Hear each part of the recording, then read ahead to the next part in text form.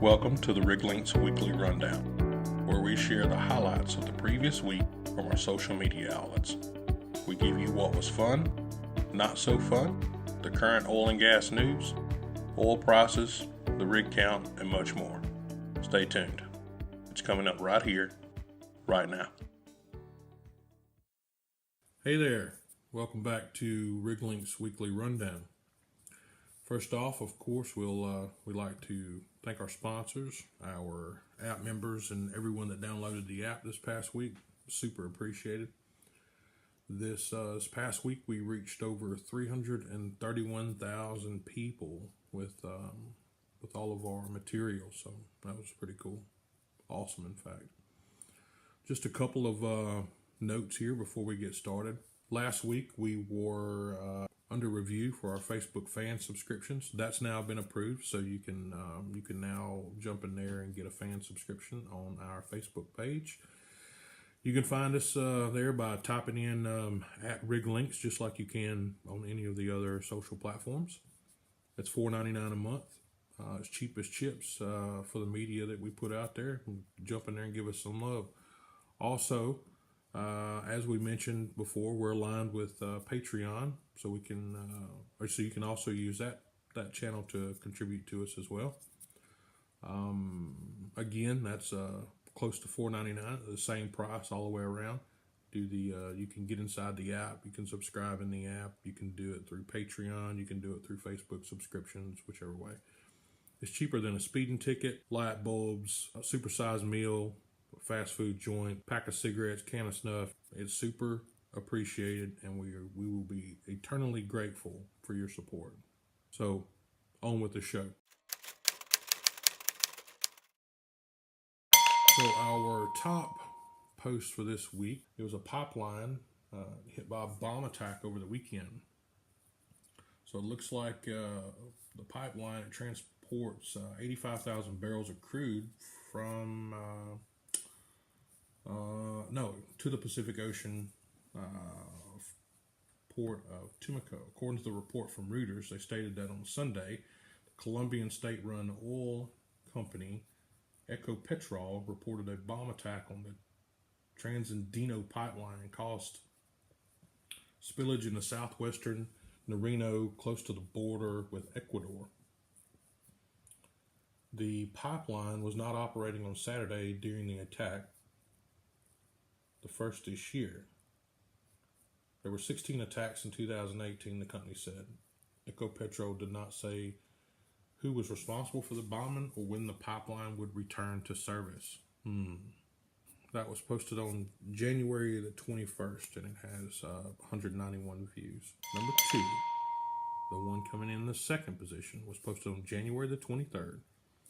Shelf lands a 3-year contract with ONGC. Shelf announced that it has received an award for a 3-year contract for the Ron Tapmeyer jackup with ONGC for operations in the Mumbai High, offshore India. The planned startup of operations is Q2 2019. The Ron Tapmeyer is a 1978 Laterno Model 116C that is capable of drilling in 300 foot of water, according to our friends over at Baso Analytics. Another great spot plug for Baso. The rig is valued under $2.3 million, with a day rate advertised of $27,000 USD per day, and the operating costs out of it. The contract is worth more than 6 times what the rig is actually valued at. So for us, that sounds like a win for Shelf. Prior to this announcement, and according to Shelf's fleet status report, dating November 2018, it was in the ready stack condition in India. So that is our number 2 spot. It had 176 views. And our number 3 spot is an article that came in from Bloomberg. It says, confident oil industry set to ramp up spending in 2019. 3/4 of senior oil and gas professionals surveyed by Energy and Maritime Services Company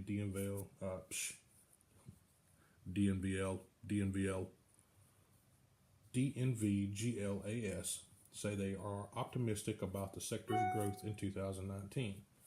their sunniest outlook since before the crude price collapse in 2014. Confidence across the energy industry is now where it was in 2010, when Brent soared to $95 a barrel, about 50% above today's level. We strongly disagree. This is only in certain parts of the market. This is not in the deep water market. Absolutely not. Growth will be important, and there's a strong belief in new investment, said Leave Hovern, Chief Executive Officer of DNV GL's oil and gas unit. They're quite confident that there will be a demand for oil and gas going forward. Of course it will. They're also confident about their competitiveness. Well, there you go. It goes into a few more things. Spending risks. We need to be explained.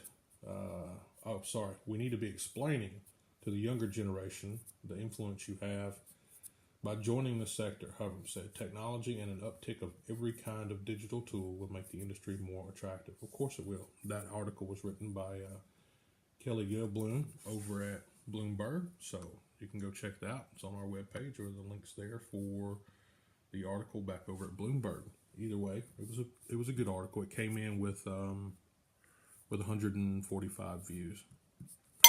And number 4, it's BHP. They look like they have hit oil on the Trion appraisal. This came in, this was January the 22nd. It says BHP Bulletin said the Trion 2 DEL appraisal well, the first well drilled by international operator in the deep water offshore Mexico, struck oil. The well, located in block AE 0093 in the Gulf of Mexico, was spudded on November the 15th in water depths of 7,805 feet. BHP said a down-dip sidetrack is currently being drilled to further appraise the field. Trion Field is in the Perdido Fold Belt area in the deepwater Gulf of Mexico. BHP is the operator and holds 60% interest. Mexico state-owned Pemex holds the remaining interest. All right, that came in at 125 views. It's in the number 4 spot. On the number 5, we have, again, Insco and Rowan. This one comes from Insco's new proposal for Rowan is still not good enough.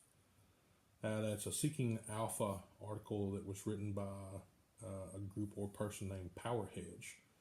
So just give a quick rundown. Back in October, offshore drilling giant Insco launched a bid to acquire fellow British contractor Rowan companies. As some readers may recall, that Power Hedge was not a fan of this deal, and he or she questioned the benefits of it to Rowan. There has been quite a bit of investor pushback over the deal, and one private equity firm even acquired a 6% stake in Rowan in order to actively oppose the deal.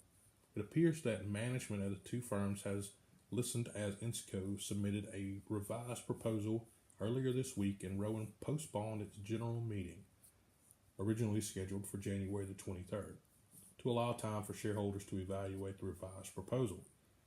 Personally, though, Power Hedge still does not like the proposal, although it does assign a higher value for Rowan. In summary, they're saying that Insco increased its bid for Rowan as a result of shareholder pushback over the previous offer. The higher bid would still result in Rowan shareholders eating a loss, albeit a small loss. Rowan is easily the best positioned firm in the offshore drilling industry currently, which explains Insco's interest. We agree. The newest bid appears to undervalue Rowan, as is the market as a whole. The new bid is still not high enough for Rowan shareholders to like this offer. All right, that one came in at 111 views, but it was only posted on January the 24th. It's changed a bit since that day, but that is in our number 5 spot.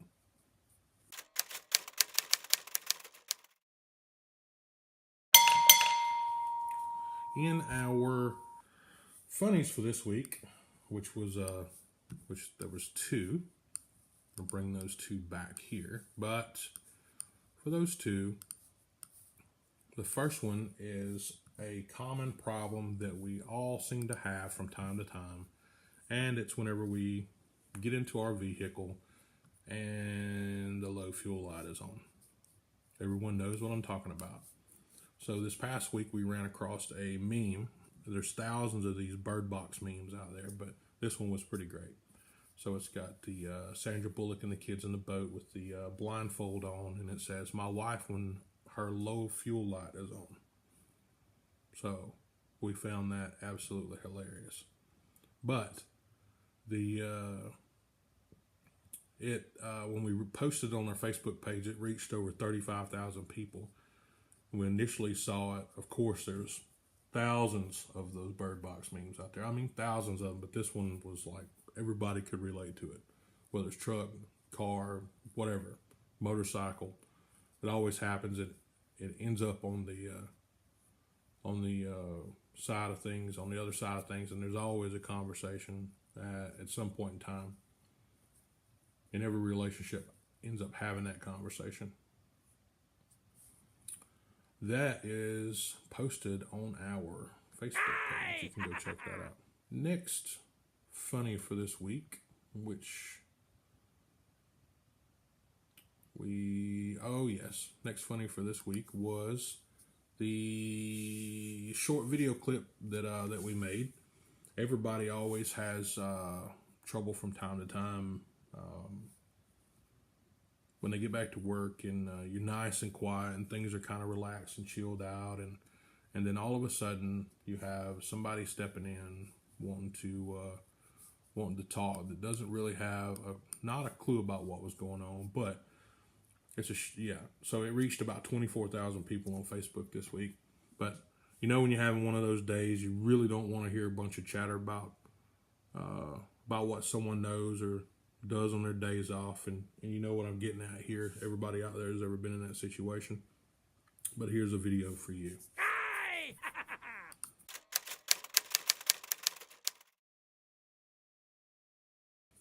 Our next piece for this week, it's our WTF moment. The WTF moment this week is definitely a full-blown WTF. We shared it on our Facebook page that it reached about 6,000 people, but it has over 1.2 million views. It's a dude that took his cat and made a drone out of it. Again, go check out the video. It is definitely a WTF moment for this week. Like, what are you thinking, bro? Like you made your drone a cat. You made your cat a drone. Put your pet, a drone inside of your pet. Yeah. WTF. Crazy.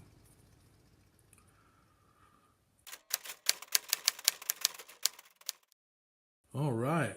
For the oil prices this week, at the time of this recording, it's 10 a.m. Monday morning, January the 28th. So WTI is sitting at $51.81. That is down 3.5% since it opened this morning. Brent is at $59.93. That is also down 2.70% since opening. Natural gas is at $2.903, which is 5.50 down since opening. Come on, oil prices, make that swing. Come on, let's get back going. Let's climb back up. Let's go.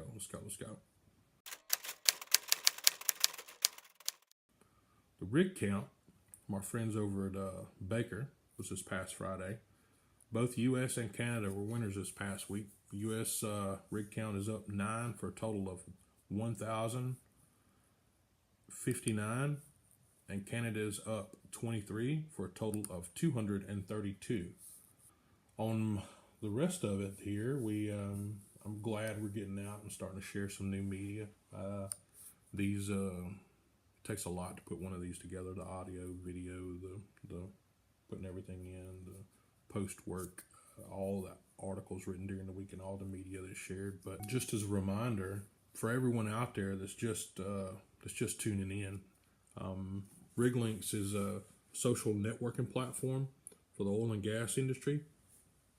They're currently the largest oil and gas community on iOS and Android. So you can go download the app today from iTunes or Google Play. Or you can go to our website, www.lynx.com, www.riglynx.com and download the app there. So that's all for this week, folks. If anyone listening or watching has any comments or anything they would like to share, any topics they would like us to cover, then you guys feel free to drop us an email at info@riglynx.com. That's info@riglynx.com. Or you can give us a call at 800-305-9757. That's 1-800-305-9757. You can leave us a message and we'll get right back to you. Remember, you can catch us on Facebook, Instagram, Twitter, LinkedIn, and Riglynx every single day. Reach out and connect with us. Drop us a message. Give us some feedback on our media channels. We love it, good, bad, or whatever. It doesn't matter. Thanks for tuning in.